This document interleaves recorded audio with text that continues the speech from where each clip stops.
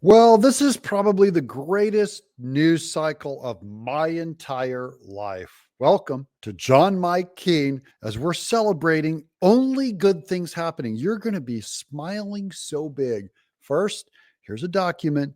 This is by Jack Smith proposing to unravel all of the lawsuits he's launched against Trump. He's in full reversal. Now, don't think that he's being generous or nice or anything.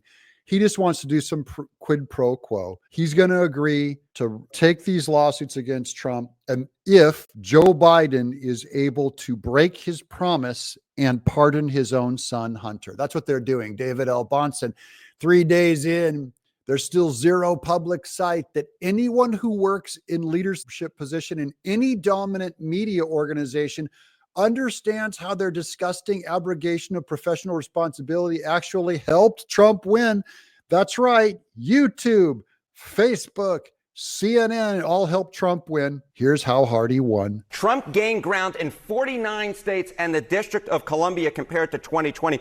I went back through the record books. When was the last time a party gained in so many different places? You have to go all the way back to 1992 when Bill Clinton improved upon Michael Dukakis's performance in 49 states, plus the District of Columbia. That's just how good Trump is. This is also to my Beltway Republicans. This is to John Podhoretz and all the people at the Bulwark and all of those magazines that said Trump is a terrible candidate. This is to Charlie Cook that say he's a terrible candidate. No, he's actually the best performing Republican candidate ever.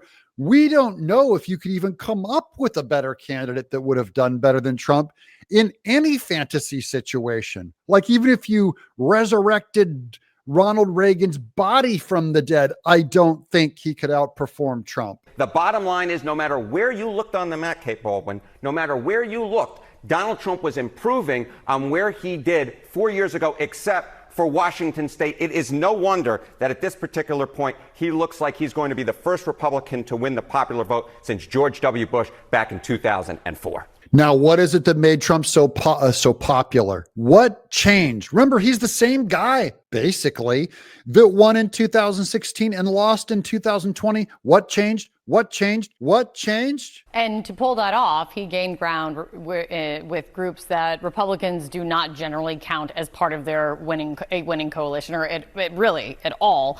How much ground did he gain? Yeah, holy Toledo. It's just like, oh my goodness gracious. These are the types of groups that you would never have thought that Donald Trump would have gained so much support among 8 years ago when he first won against Hillary Clinton. Trump's was the best GOP showing among 18 to 29-year-olds in 20 years. You have to go all the way back to 2004. How about among black voters? It was the best performance for a Republican candidate for president in 48 years since Gerald Ford back in 1976. And among Hispanic voters, the exit polls only go back since 1972. But Donald Trump's performance on Tuesday was the best for a Republican presidential candidate in exit poll history. Okay, here, these guys can't figure it out, so I'll explain it to you. Trump won the age 18 to 29-year-olds because they're the ones that are most likely to be living under the Democrat rule for the last 12 of 16 years. That is, their lives were actually growing up in it, and they had no hope for anyone but Trump. Was the best thing they had actually lived the 4 years of Trump. So they've also seen the counterexample of the last 4 years. Black voters, Trump mugshot, period, getting shot at twice. They're on board. Hispanic voters on the border. They're going, what in the world is happening to our communities? I mean, we're Hispanic, but we don't want these illegal criminals coming in and running their underground criminal mafias within our American cities, destabilizing families, where the Democrats dumped them into our communities and bust them into our little Mexican barrios thinking that they were going to pick their fruit. They saw it firsthand. Those three groups came screaming over to Trump, and that's what changed since 2020. Remember, you got to look at why did Trump overperform 2020? He literally goes all the way back through history and breaks history. This is what we're talking about, Kate Baldwin. Groups that you never thought that Donald Trump would do well among, even for a Republican candidate. That is what he did. Breaking 64% of Native Americans voted for Trump. He basically expanded in every category there is. Now, it's true, Kamala Harris is the weakest candidate you could possibly put against, but I will say that Trump outperformed even guys I favored in the primary, like DeSantis. Any other candidate would not have expanded as well as Trump. Trump's secret weapon is Elon Musk, RFK Jr., Tulsi Gabbard, JD Vance, going for non-traditional, the old Republican, traditional guys, the guys in the suits, the guys that are always getting the football pulled out from them by Lucy. They're done, gone forever, all done. Don't even check in, guys. If the 2016 election was about Donald Trump breaking through with white working class voters, this election was about breaking through and going to that Democratic coalition and tearing it apart. And it wasn't just what he did for his own support. It trickled down to helping the Senate and helping in the House. Yeah. So, a lot of talk this morning and this week is, the GOP is going to have a Senate majority. We don't know if the Republicans are going to have a House majority, but we think that that's the most likely to be the case. But I want you to look at the 2024 House GOP national vote showing. So this is the House popular vote. The House is definitely going to Trump. Currently, the GOP is ahead by 5 points. I expect that to shrink a little bit as some of the California results come in. But if let's just say he wins, the House GOP wins by more than 2.6 points, it will be the best House GOP showing in a presidential year in the House popular vote since 1928. Not only is he doing incredible, but they're going to have to reorganize their census if things continue this way. Just hope the Washington Beltway, George Will, the Charlie Cook down in Florida, C.W. Cook, all these Rich Lowry guys don't blow it before we could take a census again and lock in the growth that Trump made, not the Republican Party. Here's how we got beat. We got beat because the Republicans and the conservatives built a different media system that had to do with online, had to do with podcasts, had to do with streaming platforms, and they were spending their money there. We were laughing at them and knocking on doors in Philadelphia and Detroit. It's like, there's no Trump people. They're not dropping literature. They're not knocking on doors. In fact, it was laughing like, oh, Elon Musk and Charlie Kirk, but their PACs don't know what they're doing. We were making fun of Donald Trump for having thrown away his ground game and doing some weird stuff online. We thought that they were idiots. Van Jones here is kind of wrong. It's not just that they did something online. The other reason why they weren't seen knocking on doors is Republicans went into primitive land where you don't even see them knocking on doors because they went into Amish communities.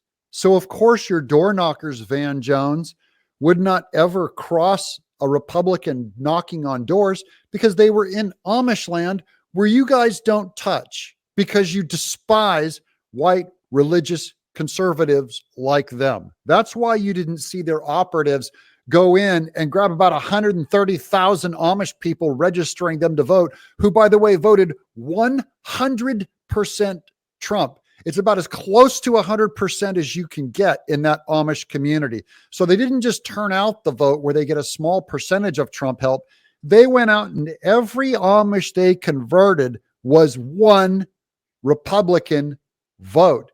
That's Scott Presler. That's Elon Musk. Your side didn't figure it out because they're too dumb and bigoted. It turned out we were the idiots. We woke up in a body bag because while we were knocking on doors, they were making these phones into 24-hour-a-day political weapons for themselves. And so we got outflanked, outplayed, outbeat by people who told us the whole time that they knew what they were doing. You got outflanked by people that went out and got people in horses and buggies to ride into a voting booth. You got beat by the Ewoks because you guys are stormtroopers and you didn't see the little primitive people were coming up and helping the rebels against you, the empire. I mean, a lot of the voters who went out and voted for Donald Trump that so many people are wondering what happened here. They're not watching, frankly, this show. Amen, brother. Ain't no one watching that show. They're not reading the New York Times. They're not consuming media that way. Absolute self-own here by the left. Yeah, he's admitting it. The voters, they're not watching y'all. And so if you just look empirically at the numbers, Joe Rogan's more important than any of us. He just has a much bigger, hyper-connected audience that listens to his every word. The reason why they listen to his every word is because he doesn't tell them what to think. He asks questions, unlike everyone on MSNBC and Axios and all the old talkie place. Joe Rogan is not ideologically driven.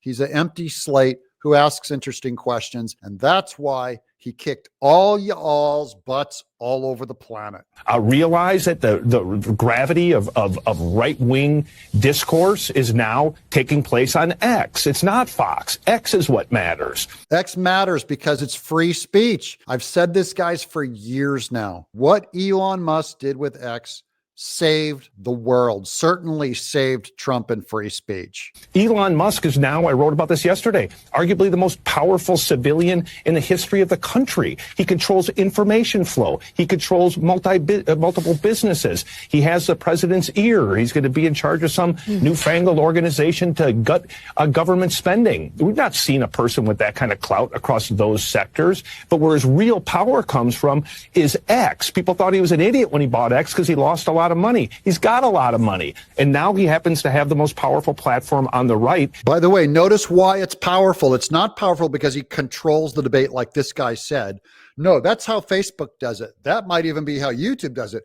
He became the most powerful people who owns a platform because he lets us think and speak for ourselves on the platform in a way that no other platform competes. It would be great if all of them were as free speechy as X, if we didn't lose our channels for questioning COVID or elections or things like that. That's not the case in the playing field. X has no competitor because no other competitor is trying to allow free speech. And politics is downstream from information. And there's just a whole new information ecosystem out there. So for us, for you, for Democrats, for Republicans, you have to understand that you now are going to have to basically navigate. Yeah, you're going to have to wade into those unfamiliar waters of free speech. It'll be shocking to you. 20 or 30 different parts of the ecosystem if you want to connect with the American people who vote. Now look at this graveyard of thought. Look at their faces. They're watching their whole career die in front of them. Enjoy your all done, dead, buggy whip of a career. Mika, Joe, Al Sharpton, you're all done. We live on our feet. We're independent. I'm John Mike Keene.